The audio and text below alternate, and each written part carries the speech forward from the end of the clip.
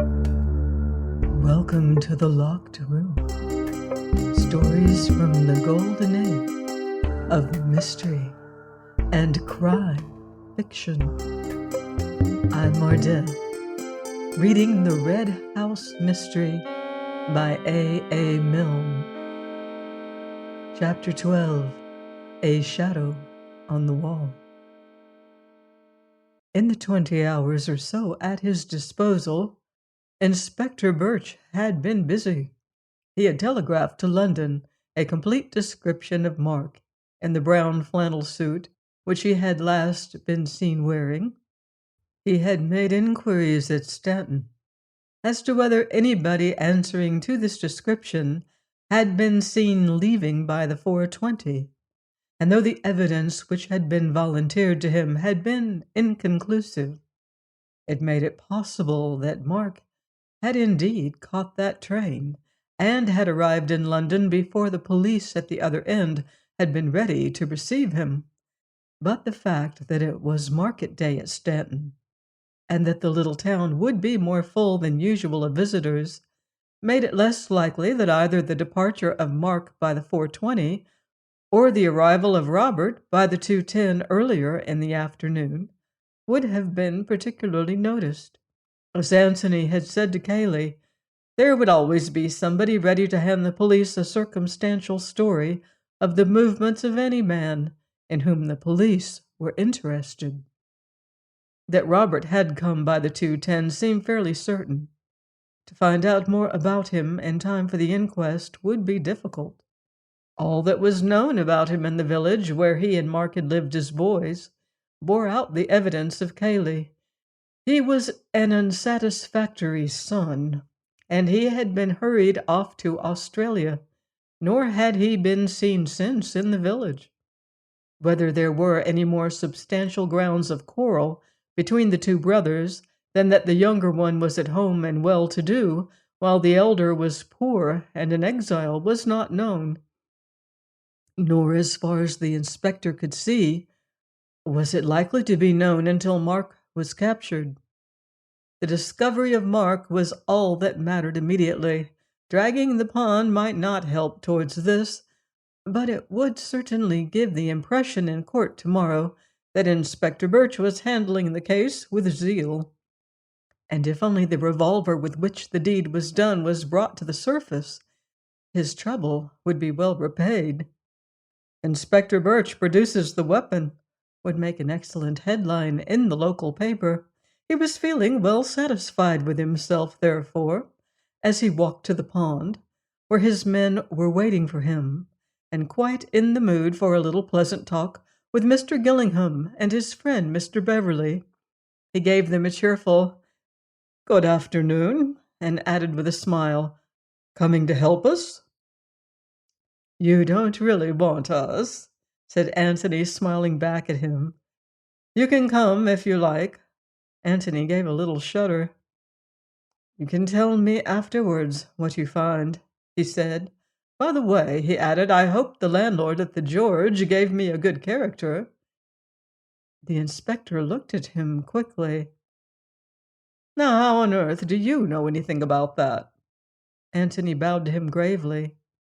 "Because I guessed that you were a very efficient member of the force." The inspector laughed. "Well, you came out all right, Mr. Gillingham. You got a clean bill. But I had to make certain about you." "Of course you did. Well, I wish you luck, but I don't think you'll find much at the pond. It's rather out of the way, isn't it, for anybody running away?" "That's just what I told Mr. Cayley when he called my attention to the pond. However, we shan't do any harm by looking. It's the unexpected that's the most likely in this sort of case." "You're quite right, Inspector. Well, we mustn't keep you. Good afternoon." And Anthony smiled pleasantly at him. "Good afternoon, sir." "Good afternoon," said Bill. Anthony stood looking after the inspector as he strode off, silent for so long that Bill shook him by the arm at last and asked him rather crossly what was the matter.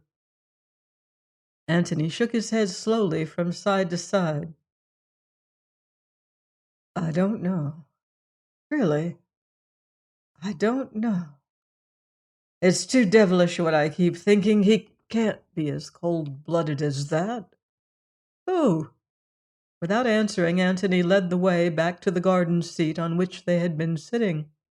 He sat there with his head in his hands. "Oh, I hope they find something," he murmured. "Oh, I hope they do." "In the pond?" "Yes." "But what?" "Anything, Bill, anything."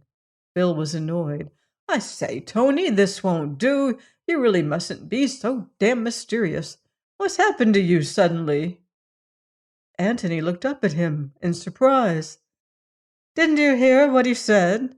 "What particularly?" "That it was Kaylee's idea to drag the pond." "Oh, oh, I say!" Bill was rather excited again. "You mean that he's hidden something there, some false clue which he wants the police to find?" "I hope so," said Antony earnestly, "but I'm afraid—" He stopped short. "Afraid of what?" "Afraid that he hasn't hidden anything there. Afraid that—" "Well?" "What's the safest place in which to hide anything very important?" "Somewhere where nobody will look?" "There's a better place than that." "What?" "Somewhere where everybody has already looked." "By Jove! You mean that as soon as the pond has been dragged, Kaylee will hide something there?" "Yes, I'm afraid so." "But why afraid?" "Because I think that it must be something very important. Something which couldn't easily be hidden anywhere else." "What?"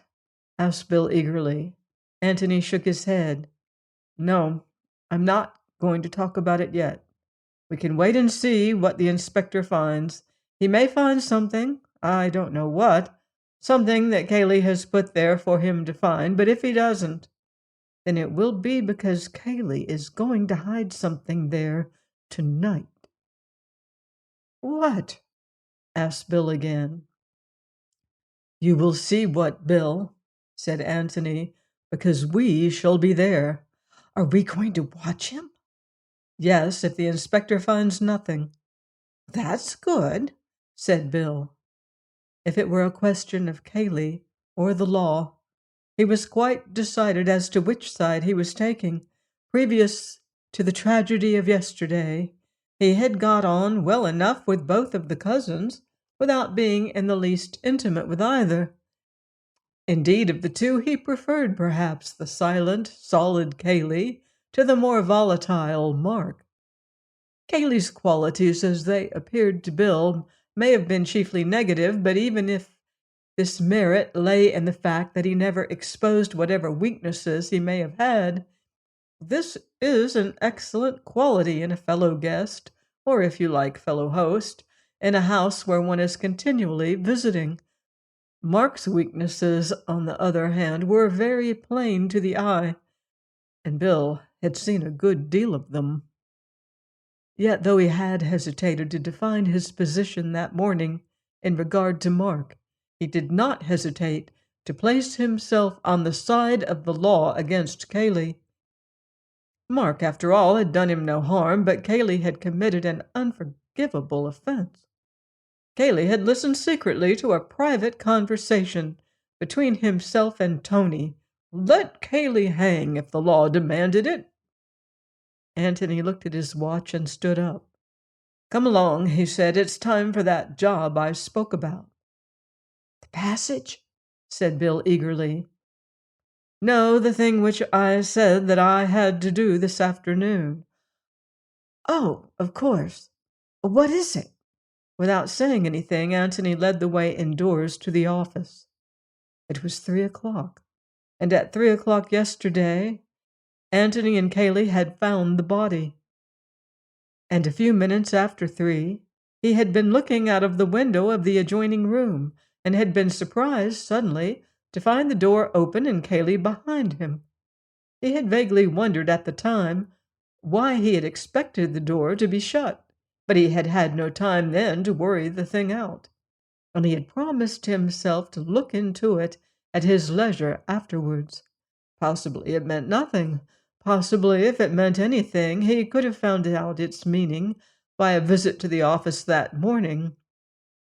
But he had felt that he would be more likely to recapture the impressions of yesterday if he chose, as far as possible, the same conditions for his experiment. So he had decided that 3 o'clock that afternoon should find him once more in the office.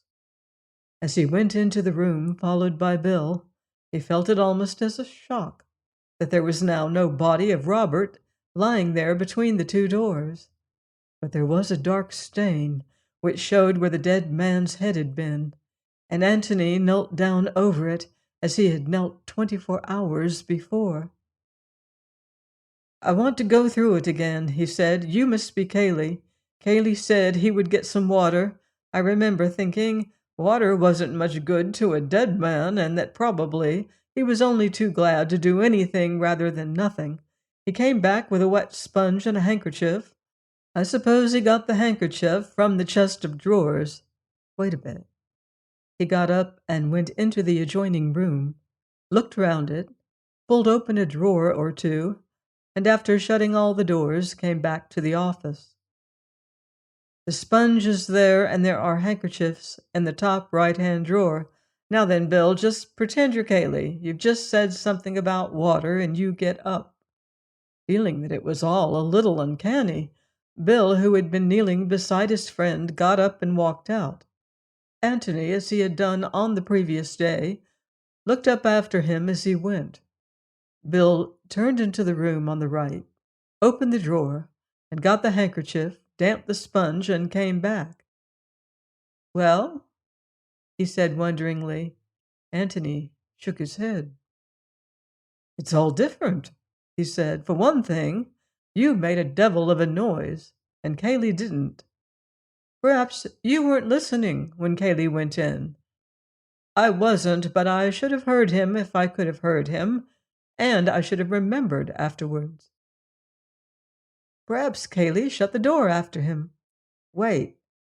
He pressed his hand over his eyes and thought. It wasn't anything which he had heard, but something which he had seen. He tried desperately hard to see it again.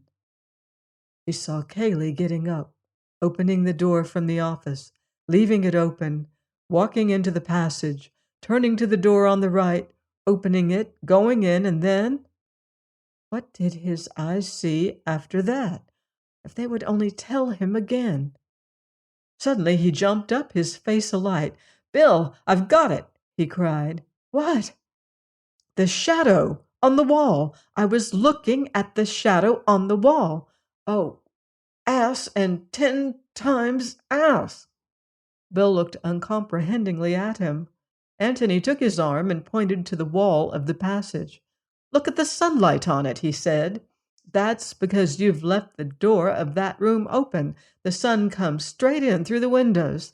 Now, I'm going to shut the door. Look, do you see how the shadow moves across?" "That's what I saw, the shadow moving across as the door shut behind him. Bill, go in and shut the door behind you. Quite naturally. Quick." Bill went out and Antony knelt, watching eagerly. "I thought so," he cried. "I knew it couldn't have been that." "What happened?" said Bill, coming back. "Just what you would expect. The sunlight came and the shadow moved back again, all in one movement." "And what happened yesterday?" "The sunlight stayed there, and then the shadow came very slowly back, and there was no noise of the door being shut." Bill looked at him with startled eyes. "By Jove, you mean that Cayley closed the door afterwards as an afterthought? And very quietly, so that you couldn't hear?" Antony nodded. "Yes, that explains why I was surprised afterwards, when I went into the room to find the door open behind me. You know how those doors with springs on them close." The sort which old gentlemen have to keep out draughts. Yes, just at first they hardly move at all, and then very, very slowly they swing to. Well, that was the way the shadow moved, and subconsciously I must have associated it with the movement of that sort of door. By Jove! He got up and dusted his knees. Now, Bill, just to make sure, go in and close the door like that. As an afterthought, you know, and very quietly, so that I don't hear the click of it.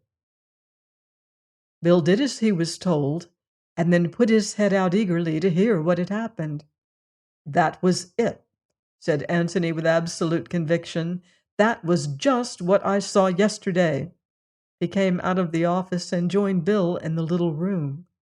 And now, he said, let's try and find out what it was that Mr. Cayley was doing in here, and why he had to be so very careful that his friend Mr. Gillingham didn't overhear him. Join me next time for more secrets and suspense in The Red House Mystery by A. Milne, here on The Locked Room. In the meantime, beware of footsteps in the dark.